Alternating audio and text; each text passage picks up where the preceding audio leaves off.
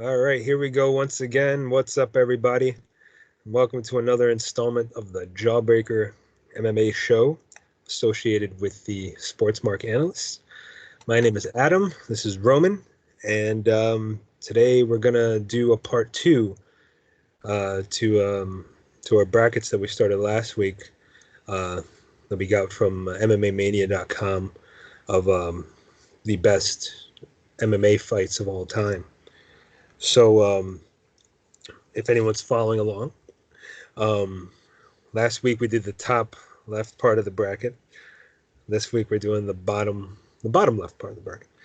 So, um, just to get things started, start with, funny enough, a John Jones fight. Um, uh, John Jones versus Alexander Gustafsson 1, going up against Eddie Alvarez and Michael Chandler 2, Bellator. All right, give us the breakdown. Okay, so John Jones, Alexander Gustafsson, UFC 165, September 21st, 2013 was the first time they met.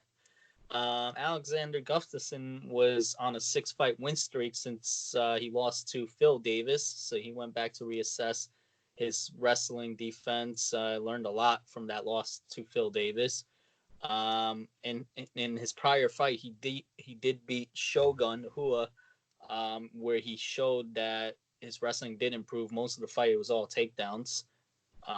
John Jones defended his title 5 times, and he was looking to beat Tito Ortiz's record of the most title defenses in the light heavyweight division. I remember doing this fight. A lot of people counted out Gustafsson, saying it's going to be easy work for John Jones. He's going to outstrike him, outclass him, and finish him maybe in the first or second round. But this went on to being one of the best light heavyweight fights. I could almost say to this day, if besides Jones and maybe Thiago Santos and Dominic Reyes. Alexander Gustafsson in the DC and first. Gustafsson was pretty good too. I was thinking about that one. Yes.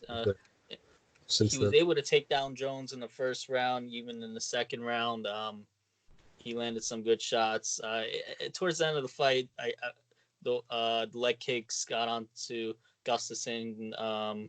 There was a nice elbow that rocked Gustafsson. He was nearly finished in the fourth round, and the fifth round Jones went for the takedown to secure the fight.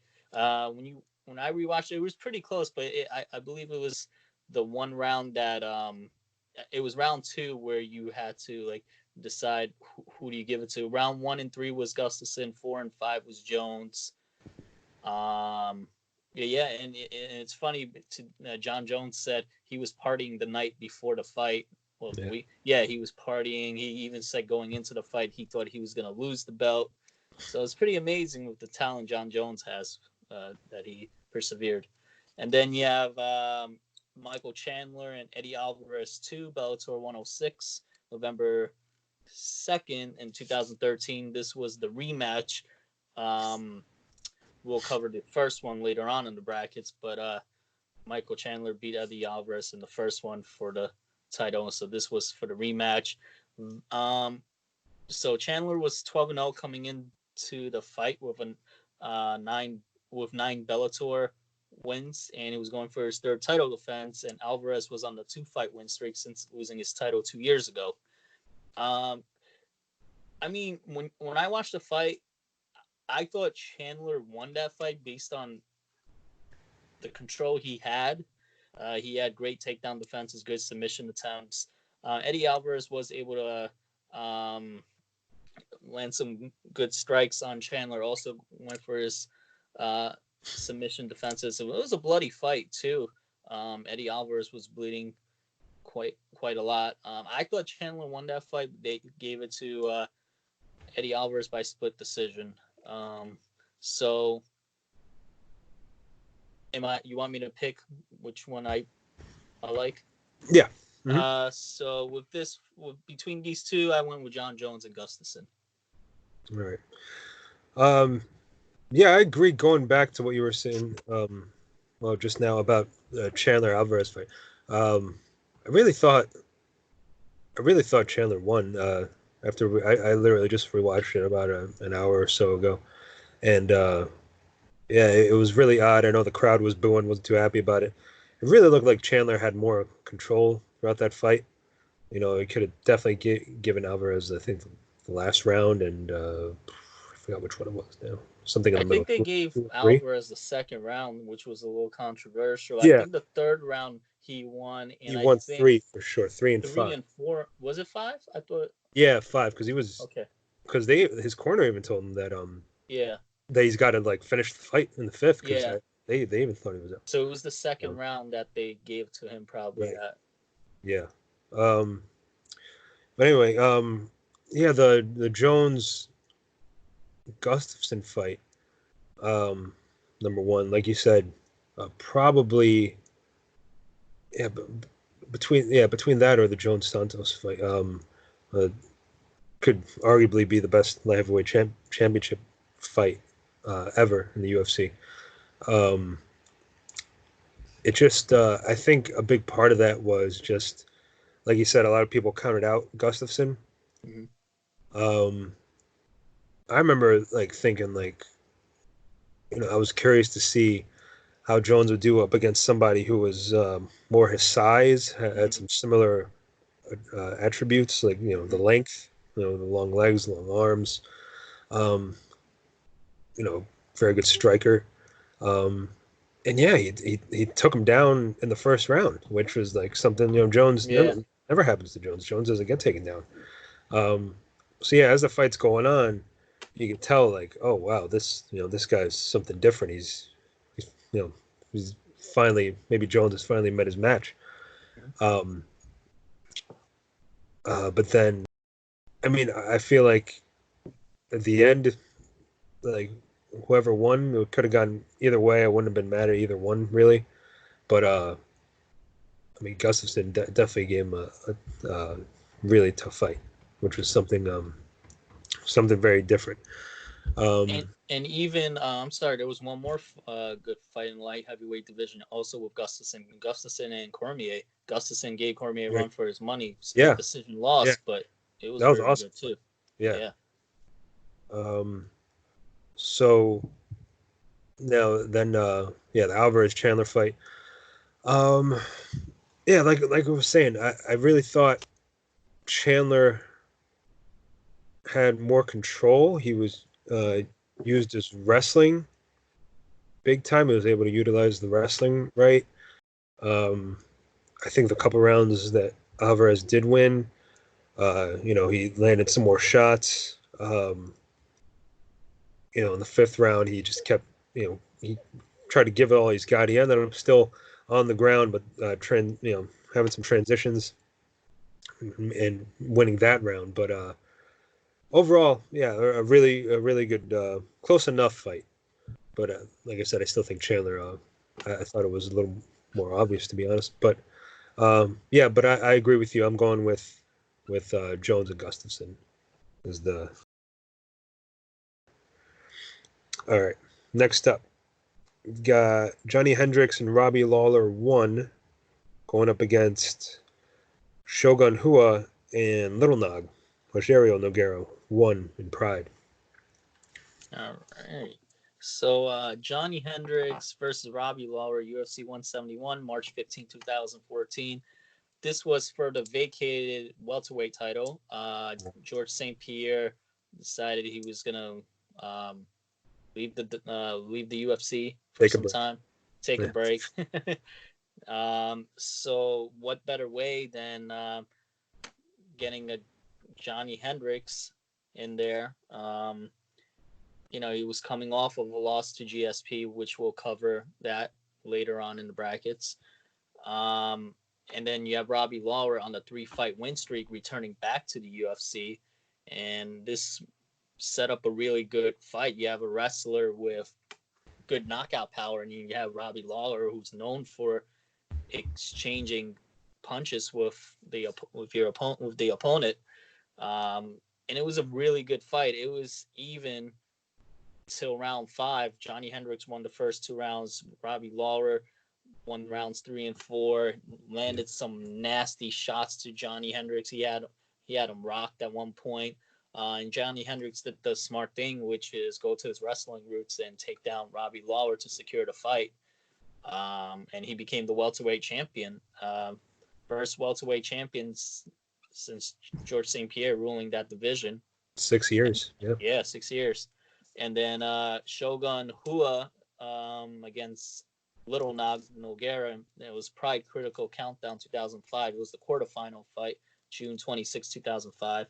Shogun was 5-0 in Pride. At one point there was interest to see if Shogun is going to advance and if Vanderlei Silva was going to advance, would they fight each other? Because they were both coming out of the same training camp. They were really good friends. Shoot the box, right? Shooto box, yes. And Shogun was coming off of a very impressive knockout win over Rampage Jackson in the first round. And Little Nog was on a 8-fight win streak, 6-0 in Pride, coming off submission win over Dan Henderson. In this fight, we saw Shogun controlling Nogueira, landing nice shots. Mostly all the shots were coming off. He took him down, and he was landing these diving punches and crazy foot stomps and all. Nogueira really didn't have an answer. He tried to go for the submissions, but Shogun was just a little bit too much. He did take some hard punches from Little Nog too, but Shogun basically controlled that fight. So between these two, I'm picking Hendricks and Robbie Lawler. All right. So Hendricks and Lawler, yeah, like you said, it was something something different because GSP, like you said, GSP had left, and yeah, his first new champ in 6 years. So yeah, there were a lot of good. I think it was pretty clear to everybody, like you said. Was it Hendricks won the first two, right? First 2 rounds. Yes. Hendricks won the first 2 rounds. Lawler 3 and 4 most likely, and then came down to the 5th round. Good combos being thrown. What's funny is Hendricks didn't even try to even shoot for a takedown up until maybe round 4, which I don't know if he even got. But yeah, it was all on the feet until then. Hendricks is he was very much known for his wrestling aside from his left hand. So yeah, that was that was awesome. That was literally just totally dead even going into the 5th, and Hendricks got grinded it out. Was smart, took him down. Game over that way. Hua and Little Nog. It was actually, I thought it was pretty surprising because Shogun ended up being the one wanted to put the fight on the ground and take him down. He pretty much took him down any chance he could have or attempted to. And then at one point, Nogueira was actually having them better on the feet with his hands. I mean, he was a very accomplished boxer, well trained with his hands too. So that was that was a little unexpected, I think. Those and it's crazy to watch some Pride and just think of what they allowed. At one point, Shogun was on top.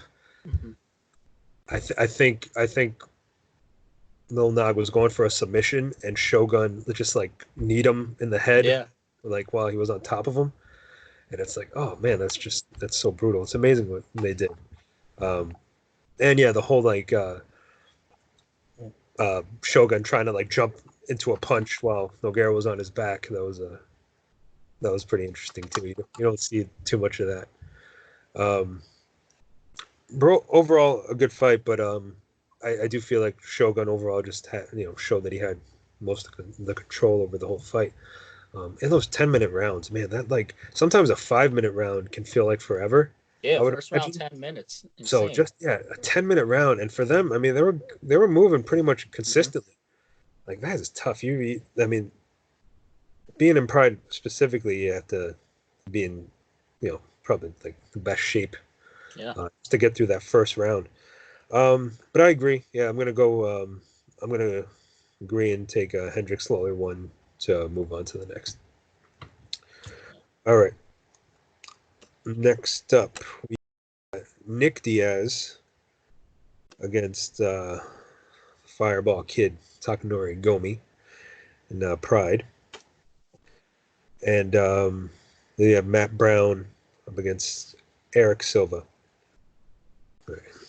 All right. So Nick Diaz, Takanori Gomi was Pride. It was the co-main event, Pride 33 co-main event, February 24th, 2007. Main event, I believe it was the rematch of Wanderlei Silva and Dan Henderson for the title. This fight took place in Vegas, their second time back to America.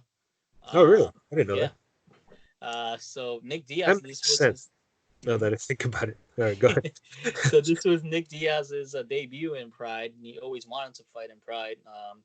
He was on the 3-fight win streak. Gomi was on the 3-fight win streak. Gomi at that time was their current lightweight champion, so they did it at a catch weight. I believe it like 160 or something. So for the first round, Gomi landed some nice shots on as he was controlling the fight.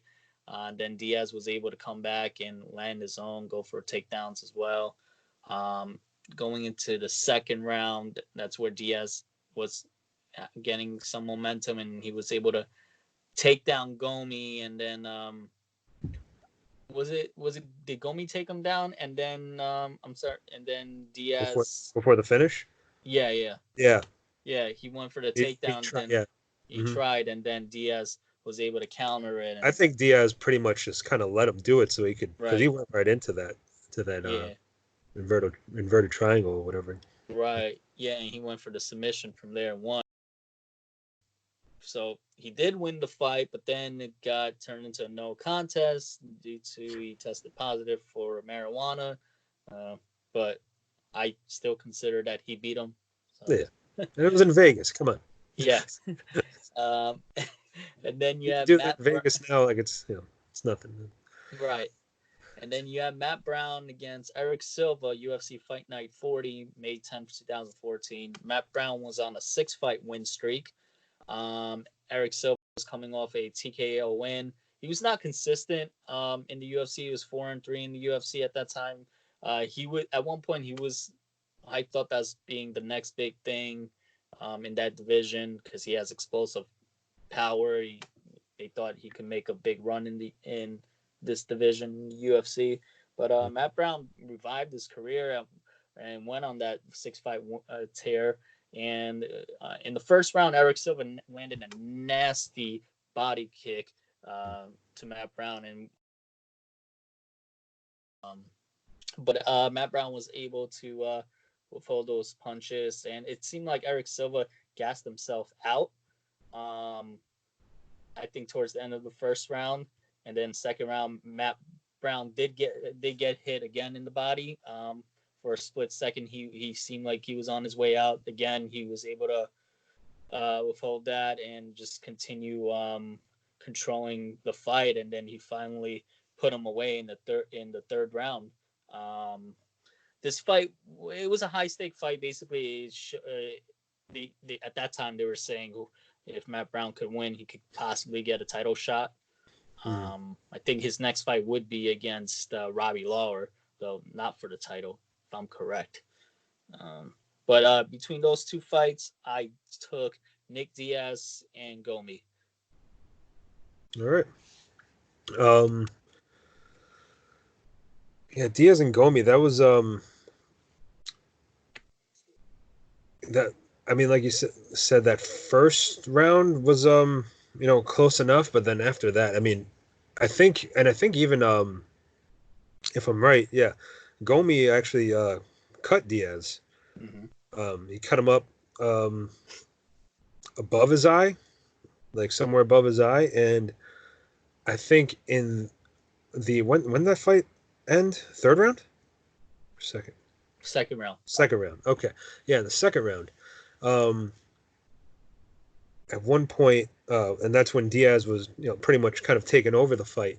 Mm-hmm. Um, Gomi was pointing at the cut and trying to tell the ref to, stop and look at it. Or I mean, he got really desperate. I hadn't realized that before, that he was almost kind of looking for a way out, because I think he felt that, like, he might have been gassing a little, and Diaz was like just on point. Um, and then ultimately, I think that's why he went for a takedown, because I think he felt a little desperate just to slow things down. But he did fall. He pretty much fell right into Diaz's triangle choke. Um, so that was pretty cool to see. So, and then Brown and Silva. That was, yeah. It was crazy to see Eric Silva do so well at the beginning, and then Matt Brown just came back and, like, just seemed like he was hell bent on just finishing it. He was just a man possessed. Mm-hmm. Like, after that initial, like, once he got down for the last couple rounds of the fight, he just kept coming and coming and coming. And yeah, Eric Silva, he hung in there for a little bit, but he was so drained. He was done. Um, so yeah, that was nuts. That was nuts to see him just come back and go at him like it was nothing. Um, and for that, I'm taking Brown and Silva, just for that alone, that comeback. Um, all right, next up, we got, I was gonna say Ron Swanson, uh, Cub Cub Swanson against, I forget his first name. Duho Choi. Duho, the Korean Superboy or Wonder Boy, um, the I Duho think Choi. it's Superboy. Super. No, Yeah, I don't not know. Wonderboy Thompson. Yeah, Superboy. Korean Superboy Duho Choi, and that's going up against Yair Rodriguez and Korean Zombie Chan Sung Jung. Okay, so Cub Swanson, Duho Choi, UFC 206, third fight on the pay per view, December 10th, 2006. Cub Swanson was on the two fight win streak. At that time, he was ranked number 4 in the featherweight division. And Duho Choi was on the 12 fight win streak with 3 fights won in the UFC, all by KO. Yeah, there's a decent gap in their ranking too. I didn't realize that at the Yeah, he time. was number 11 at that Wasn't time. somebody? Nobody got hurt initially, and then someone filled in. Did they? No, no. So what happened was with Duhoi Choi, he was ranked number 11. He called out Cub Swanson. He said, "I want to go for the That's right. number Yeah, 4." He said, "I think I could beat Cub Swanson," and yeah. Cub Swanson was number 4. Going in, that was a great pick. I mean, he had nothing to lose. Cub Swanson Mhm. had everything to lose if he didn't win this fight. Yeah. First round was, it was more of like a test out round, not too much action, and then in the second round, that's when everything just broke through. Like they started landing bombs. Duhoi Choi at one point had Cub Swanson hurt, um, and I think Swanson was able to cut up Choi. I think it was in the end of the second round or third round. That's he had him cut. Um, Somewhere around there. Yeah. Yeah, Choi got tired, and Swanson won the majority of the third round, and then Choi was coming back. Yeah, no, it was a really, really good fight. It showed that Cub Swanson was, you know, truly ranked number 4, and a lot of people were underestimating him, thinking he's gonna lose this fight. And then you have Yair Rodriguez against the Korean Zombie, UFC Fight Night 139, November 10th, 2018, UFC's 25th anniversary, actually. It was in Yeah. Denver as well. Mhm. So Yair was coming off of a loss over Frankie Edgar back in 2017. So at one point he was out for some time. He had a dispute with the UFC. They first cut him, then they brought him back. And prior, he was 6-0 in the UFC before that loss. Mhm. Korean Zombie was coming off of a KO win over Dennis Bermudez back in February 2017. Then he got injured, so he was out for some time. Prior to that fight, he fought Aldo in 2013. Then he did served the military in 2014 for 2 years. Hmm. So he came back. The first time when I remember watching the fight, I thought Korean Zombie was winning the fight, unanimously. But watching it again, it was closer than it seemed like. I think you could make an argument it was even going into the fifth round, and I think Korean Zombie was able to get most of the fifth round until that crazy Oh my God. counter elbow. When you first watch that knockout in regular style, you don't see how it Yeah. landed. You don't You know think what happened. like, hey, Look, what looked happened? How like did he get knocked out? Then it you looked see like the he just replay. fell. Yeah, Yeah, then you see the replay. It's just a counter elbow. Like insane. I guarantee you, if you replay that 10 times, you will not be able to get that finish. It's like a video game. Like you're desperately like pressing all the buttons, and Yeah. boom, there you It's like go. a glitch. It's like a Yeah, glitch in a video game. yeah. No, You it, can't it even was do that in video. crazy, crazy. But for this one, I went with Cub Swanson and Doo Ho Choi as my pick of advancement. All right. Yeah, I think even with Duho Choi losing that fight, I think it introduced a lot of people to him. Um, Even though, like you said, he was making his run, he was doing really well. He just, and granted, yeah, I mean, he was, I think for most of the fight, I thought he was losing, um, but he was taken like it was nothing. And this guy, I mean, he looks like he's 14 years old. You know, he just he kept taking everything that Swanson threw at him, and Cub Swanson hits hard, Yeah, and then he gave him something back. He hit Swanson with some good shots as well. He let him know he was still there. He wasn't going away. So yeah, I mean, it was entertaining for that alone to see Duho Choi like just stay in there. He almost won you rooting for him, like, oh come on, keep going, like taking the punishment. But ultimately, came down to the end, and it was obvious that he he wasn't in that fight uh, as much as Swanson was. Um, Now Rodriguez, Rodriguez and Korean Zombie fight. Yeah, it was close. Um, it was tough. It was tough to know who was winning that to the end, and then man, yeah, just that finish alone, uh, just makes the fight like that much better. Like it's crazy. Like you just don't expect it at all. Um, I think yeah, because even the commentary, they were saying, um, they didn't know what the hell happened, um, or they initially thought it was a thing, and then yeah, there was no way you had to slow that down to see it. Um, I can't imagine what Korean Zombie felt because he probably there was he woke up and wondered, I'm sure the usual is like wondering not knowing what the hell happened, but um, just the fact that I mean, there's no way you see that coming. You hmm don't expect that at all. It's very unorthodox, which Yair Rodriguez could be known for doing.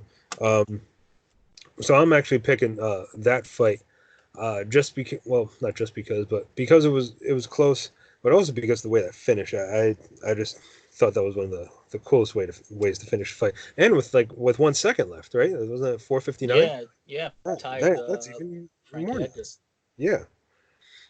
All right. Next up, you've got Gilbert Melendez against Diego Sanchez going up against fight between Tony Ferguson and Anthony Pettis. hmm So Gilbert Melendez against Diego Sanchez, UFC 166, October 19th, 2013, third fight on the pay-per-view. So Melendez coming into this fight was coming off a split decision loss to Benson Henderson, where he fought for the lightweight title. Mm. When he fought Henderson, he was making his UFC debut from Strikeforce. He was the lightweight champion there, so he lost to Henderson in the split decision. Um, then Diego Sanchez was coming off a controversial win over Takanori Gomi. Many thought Gomi beat Sanchez. Um, this fight, this fight was really good. Both of them landed incredible shots. At one point, I remember going into the third round, Diego had to go broke. Basically, yeah, he had to knock him out. And he had Melendez hurt at one point. He was able to knock him down, and Melendez quickly recovered. Even though in the second round, even Melendez won, there were some moments where Diego hit him with some nice shots, but Melendez was able to use more of the wrestling and be able to counter him better. So Gilbert Melendez won that fight, and it was set up a title fight against Anthony Pettis, and they would coach the Ultimate Fighter between each other first. I remember that. And then you had Tony Ferguson against Anthony Pettis, UFC 229, October 6, 2018, the co-main event. The main event, obviously, was Khabib and Conor. Tony Ferguson was on the 10-fight win streak. In his prior fight, he submitted Kevin Lee to win the interim lightweight title. And then he was out for a year. And then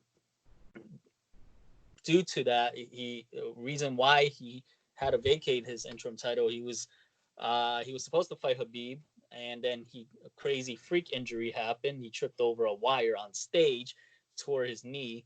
But what was crazy about this, going into this fight, he recovered in 6 months. So normally an ACL is like a year. This guy recovers in 6 months. Was this the same thing that happened 2 years ago today, right? Like when they initially, I know it's 2 years ago today, because remember they initially thought people thought it was initially April Fool. Oh yes. It was from trip. Was that him tripping over the wire? Was that? Yes. I remember Dana White said, "This is not an April Fool's joke." Yeah. 2 years ago today, and we pretty much find out today that that Khabib Tony is pretty much officially not happening on April Fool's. I don't know. I guess maybe 6 times the charm. Yeah. and then Anthony Pettis was coming off a submission win over Michael Chiesa. So in this fight, basically, for Tony Ferguson, it was basically you win and you're pretty much guaranteed for the title shot. For Anthony Pettis, if you win maybe one more fight and you'll basically back in title contention. So in the first round, what was in the first round or the second round? I'm forgetting, where Anthony Pettis was able to knock down Ferguson. He knocked him down. Yeah, he landed him with a nice punch. I would say it's the second round. Yeah, so the first round was more like a feel out. Yeah, they were kind of feeling each other out. Yeah, but Ferguson was able to just come forward and just land more strikes. He was able to mix it up a lot against Pettis, and then in the second round, Pettis was able to catch him with a nice punch, and then on the ground, Ferguson cut him up with some nice elbows. Pettis was bleeding. Then from there, he just basically controlled the fight, just landing a lot of crazy combos on him. And then after the second round, Pettis told his corner that his hand is broken, he's not able to continue. So his coach stopped the fight, and Pettis and Ferguson won by TKO at the end of the second round. So for me on this one, I picked Ferguson and Pettis. All right. So, Melendez and Sanchez. I mean, I think a lot of people were expecting it to be pretty much what it was. I mean, it was straight up it was Mexican style fight. Mm-hmm. Two guys who come and bring it. really tough. But overall, yeah, Melendez, I think obviously just showed that he had more of the control. Outside of that one big shot where he got knocked down, which honestly I remember watching it, and I thought he was getting knocked out the way he went down because his I think his knee buckled in a weird Mm-hmm. way, almost like almost similarly to the way Rashad's did when he fought Machida and he got knocked out. He Mm-hmm. kind of just like went Yeah. backwards and his knee buckled and gave out on him. So it almost looked like that. And I thought Sanchez was gonna get a big win out of that. But yeah, Melendez held on. Um, and he controlled. Still a good fight. I mean, at one point, especially towards the end, they're just going back and forth, back and forth. They're just going shot for shot, swinging. Um, it's just it's great. Especially, I would imagine people there in attendance. The crowd's getting loud, everyone's going crazy. It was a very very solid fight between those guys. Now, yeah, Ferguson Pettis, man, it's one of those fights that you just wish it would have gone the distance or just gone into that third round, Mm-hmm. because yeah, it was. I mean, it's a huge fight for Pettis. He seemed like he went in there without. He didn't feel any pressure. He was just going in there knowing that it was a good opportunity for him and doing his thing. Um, because Tony Ferguson had been uh, so dominant for a while, so he kind of just let loose. Yeah, once that first round ended, that second round was just it was. I mean, it was looking good, like you said. Those elbows by Ferguson, they're just like knives on the you know on there. Like he easily, like they're so pointy. You can easily cut people up. They're so dangerous. He's a very bony, skinny guy, and um, so yeah, that was nasty. You wish that's where like people start talking about if like more corners would do something like that. Well, actually, they stopped the fight because he broke his hand, right? Yeah. Forgot about that. Yeah, so it was yeah, that was that sucked so bad that I mean I guess if they knew enough that if the fight had gone on, um Pettis would have just ended up losing, getting because Mm-hmm. when he wasn't really using his hand anymore. Um, so yeah, that was it's unfortunate it didn't go on, but for the time it did go on, I actually liked that fight better just because of the only 2 rounds, but just it showed a lot. So I had that going on to the next round. Um, all right, next up we got Calvin Gastelum against Israel Adesanya, going against one that I honestly can say that I had never seen uh, before yesterday. Mm-hmm. Uh, Jorge Santiago, no, yeah, Jorge Santiago Yeah, Jorge Santiago. against Masaki. I'm not sure what's Masaki's first name, Kazio. Yeah. something like that. Yeah. Masaki 2. Yes. All right. So Kelvin Gastelum versus Israel Adesanya, UFC 236, April 13th, 2019, was a co-main event for the interim middleweight title. Funny enough, the pay-per-view, the main event was also for an interim title between Poirier and Max Holloway. Yeah, So it might have been the first time for two interim titles. I think Uh, so. yeah. So Kevin Gastelum was originally supposed to fight Robert Whitaker after they were coaching tough, but Whitaker pulled out of the fight. They were supposed to fight back in February, and then when Whitaker pulled out, the main event was Adesanya Anderson Silva. So then after Gastelum won, he would take on. I mean, I'm sorry. After Adesanya won, he would take on Gastelum. But Kevin Gastelum was coming on a 2-fight win streak. He had a knockout victory over Michael Bisping and a split decision win over Jacare. which basically earned him the shot. And Adesanya was coming in. He was 5-0 in the UFC, 16-0 record. He was 4-0 in 2018. Basically, that's when he made his debut in 2018. Won 4 fights in a row. Really, really good fight. I think that was Israel's toughest test by far. Round went to Gastelum, and I believe it was the 4th round that went to Gastelum. Round 2, 3, and 5 went to Adesanya. In round 5, basically solidified the fight. It was a 10-8 round, you could say. He had Gastelum all rocked.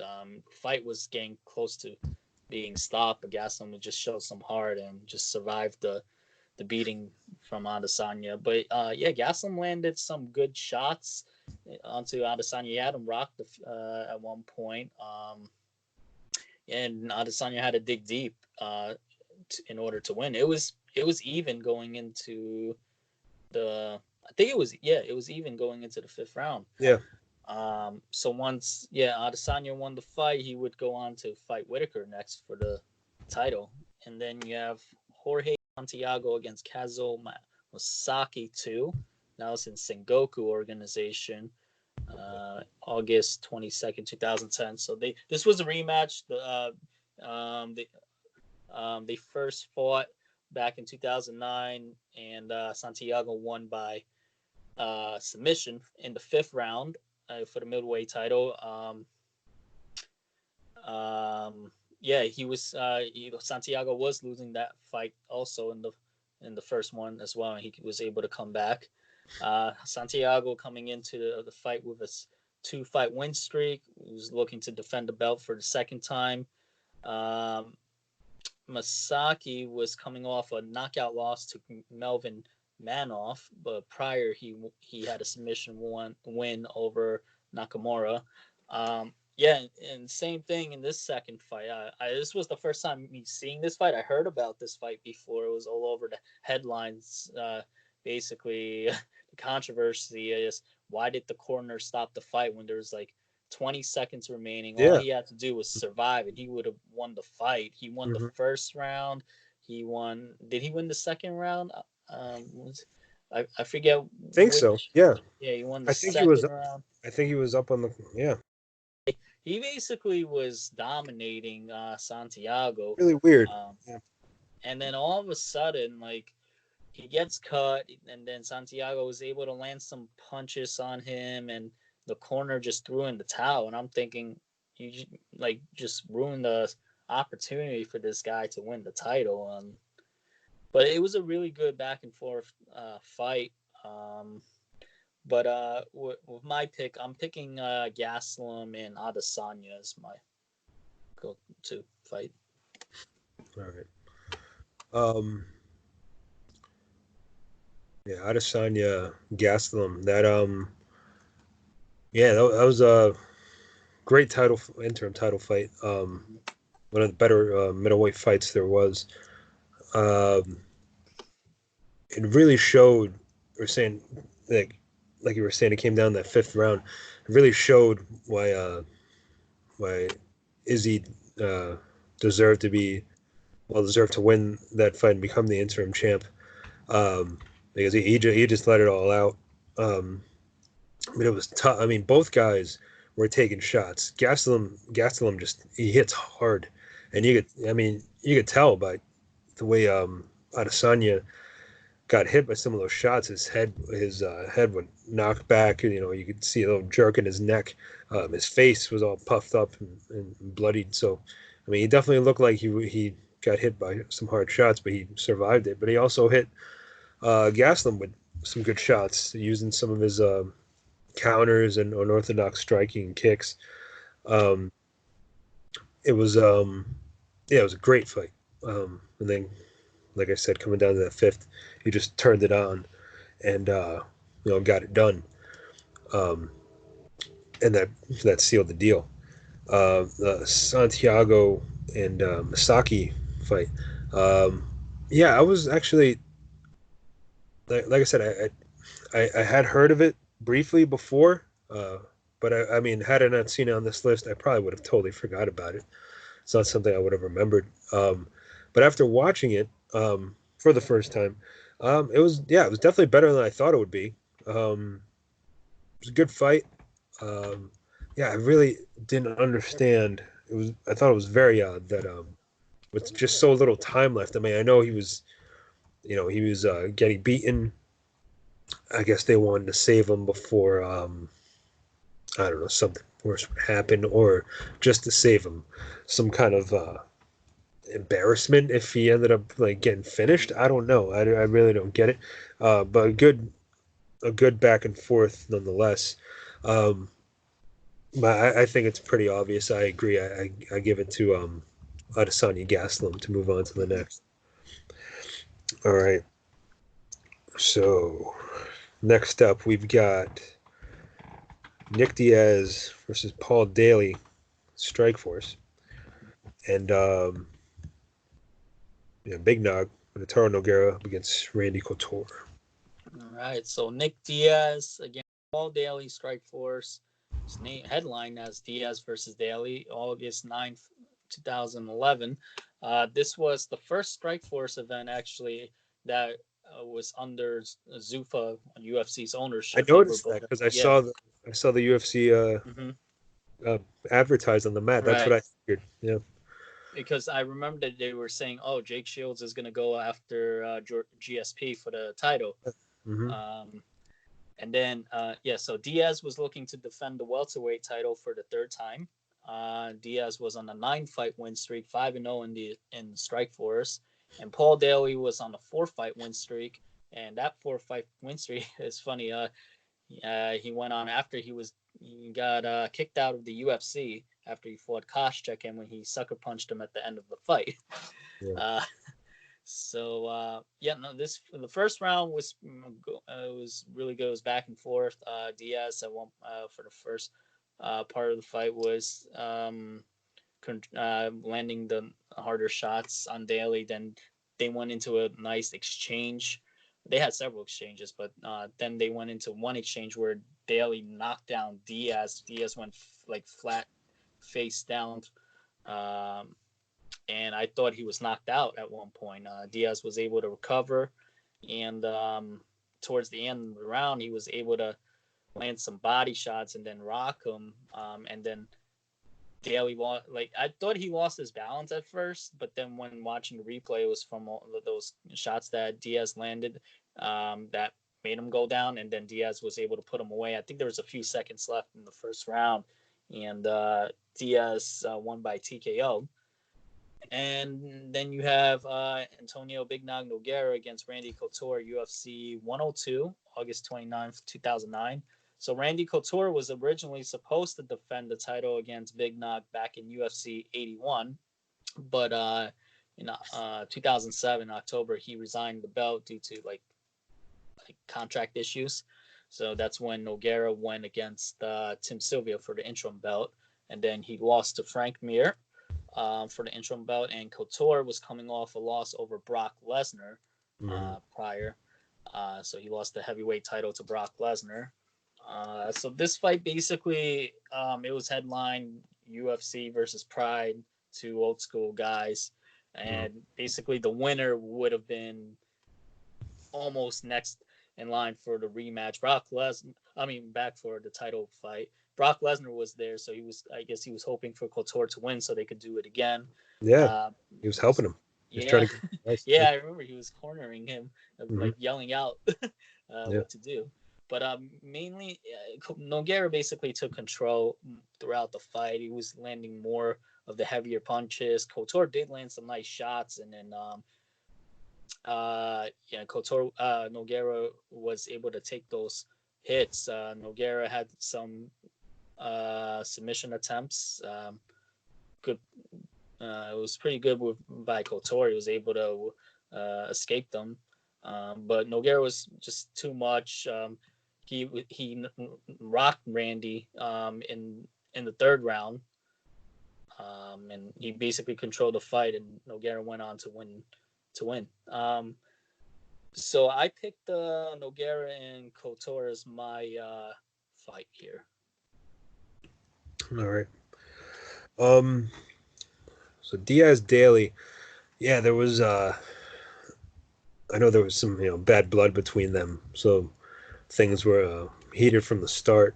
I think there's always bad blood when you fight Diaz. Yeah, I think Diaz just needs to fight that way, even if he really can care less. He almost just tells himself he hates you and he wants to kill you Yeah. just to get himself motivated. Um, so yeah, that was yeah, it was crazy to see. I mean, Paul Daly, he was known for having some heavy hands. Um, so when he yeah, when he knocked him down, you can easily think, I mean, that was going to be over, or that was the beginning of the end. But Diaz, just I guess just being Nick Diaz and as well conditioned as he is, and as as intelligent as he is as a fighter, um, yeah, he eventually came back and put him away to like an awesome comeback. Mhm. And once it's almost like he needed the initial knockdown and the hits to just to give light a fire under his ass pretty much, Mhm. and bring him back to knock him down and put him out. Um, Nogueira Couture. I just thought pretty much that fight was just Big Nog pretty much having control the pretty much the entire fight. I thought, Yeah. um, like you said, going for those submission attempts, and it was cool just to see Randy, um, be able to get out of all of them, take some shots, and then give some back when you needed to. It was almost like on defensive like the whole time though, and I think it showed at the end. It was a pretty obvious decision uh, for uh, for Big Nog. Um, so um, yeah, just because there was a little more back and forth and the comeback. I guess I'm just a fan of a good comeback in a fight. Um, Considering I picked Brown over Silva too.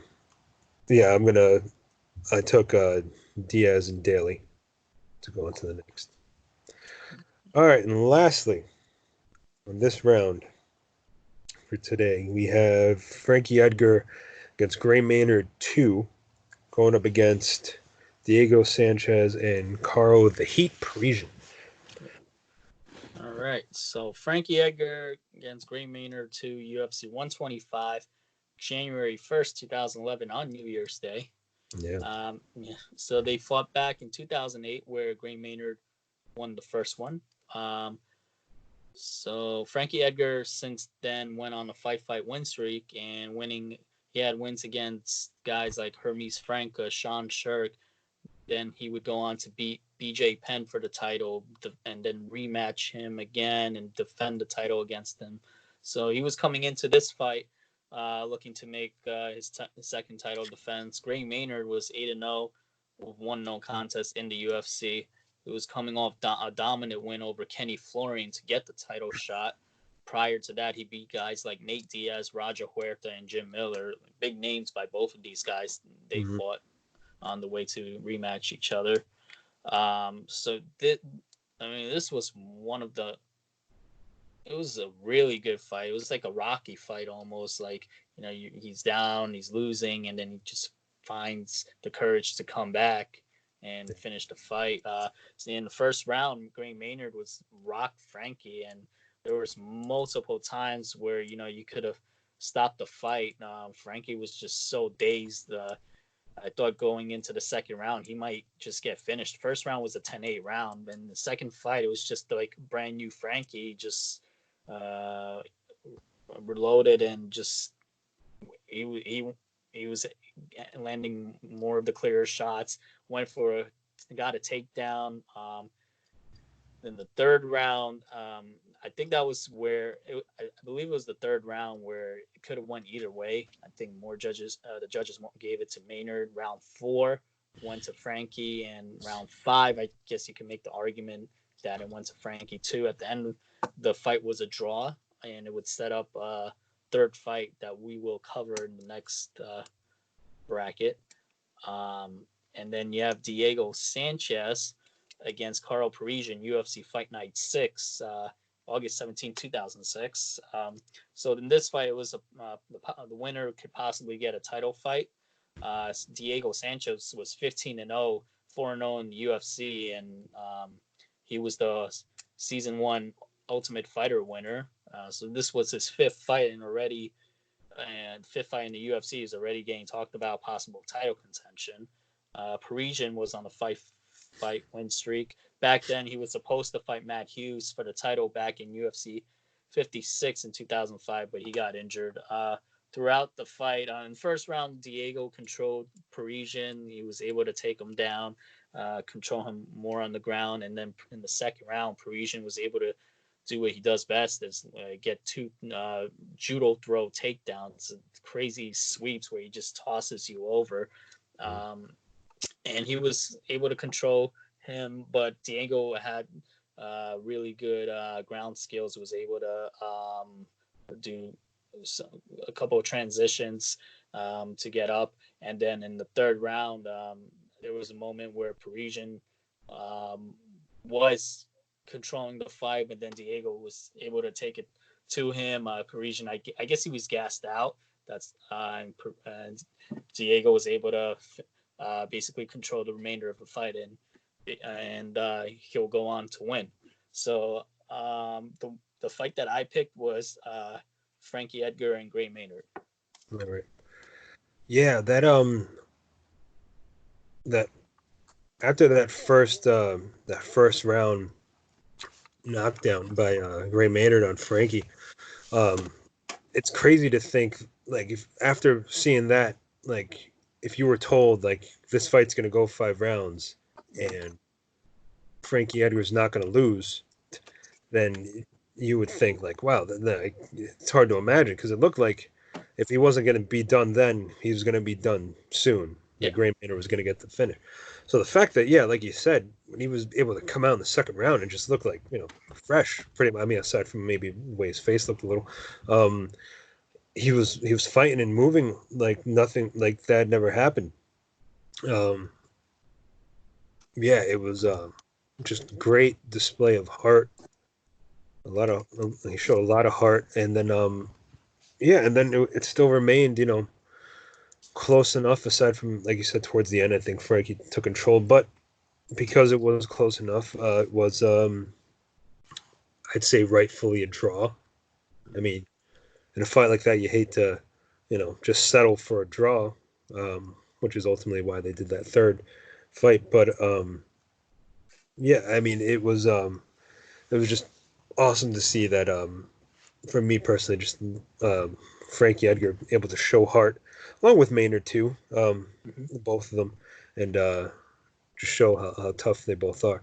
Now the Sanchez and Parisian fight, yeah, it was a really good fight.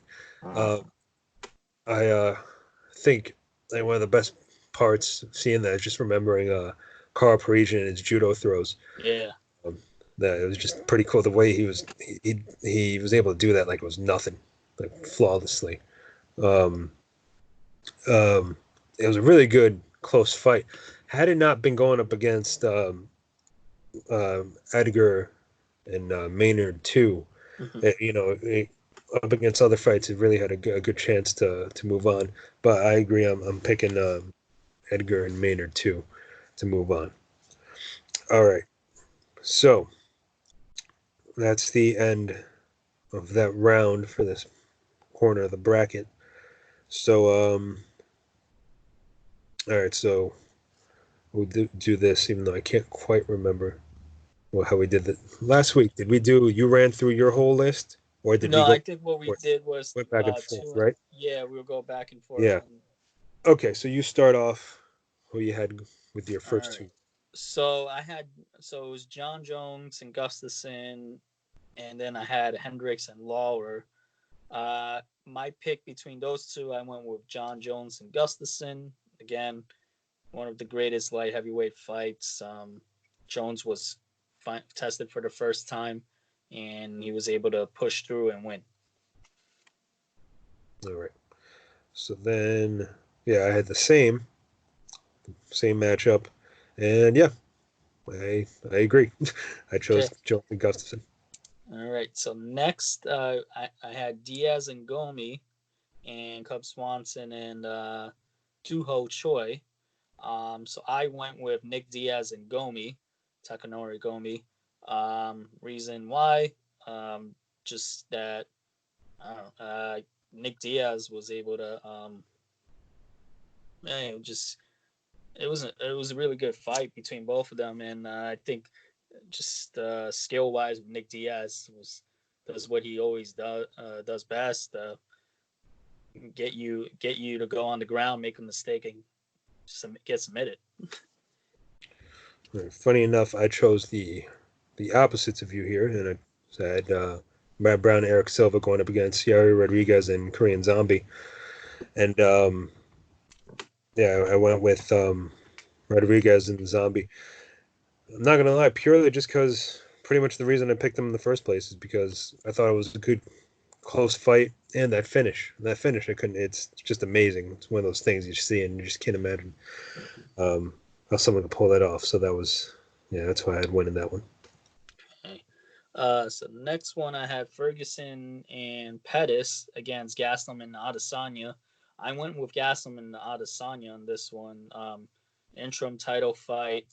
Um, both of them just went at it against each other, showed so much heart, and if it wasn't for Robert Whitaker getting injured, who knows if this fight would have happened if Whitaker were to beat Gaslam, and Adesanya I think would have had to probably wait a little bit longer to get the title shot. So kind of glad this fight happened. Yeah, yeah, I chose the same two, Ferguson Pettis up against Gaston Adesanya, and I picked the same, simply because Gaston Adesanya. I mean, it did go full 5 rounds, and it was just that close and that entertaining. Maybe if something like Ferguson Pettis could have gone a full fight, things could have been different. But yeah, I agree. Same. Okay. And then Noguera, I had Noguera and Couture against Frankie Edgar and Maynard too. I went with Frankie Edgar and Maynard too, just because, yeah, like it was like a Rocky fight. You know, it's like Rocky and Apollo. The first one, it went back and forth, and seeing Rocky was hurt, and then he was able to pull through, and the fight was a draw. So it kind of reminded me of that fight. So I went with Edgar and Maynard too to advance. Mm. Right. And yeah, I had Diaz Daly going up against Edgar and Maynard, and yeah, I picked Edgar and Maynard. I think that was of these, no matter what you, I think it was the pretty obvious one. Classic fight, same reasons you gave. Just the toughness and the grit that they both showed. I thought it was just one of those fights that you could just pop on anytime and just to enjoy a good fight. I think that was one of them. Yeah. Okay, so now to the final four of this bracket. I had Jones, so Jones and Gustafson against Diaz and Gomi. I went with Jones and Gustafson um, to advance.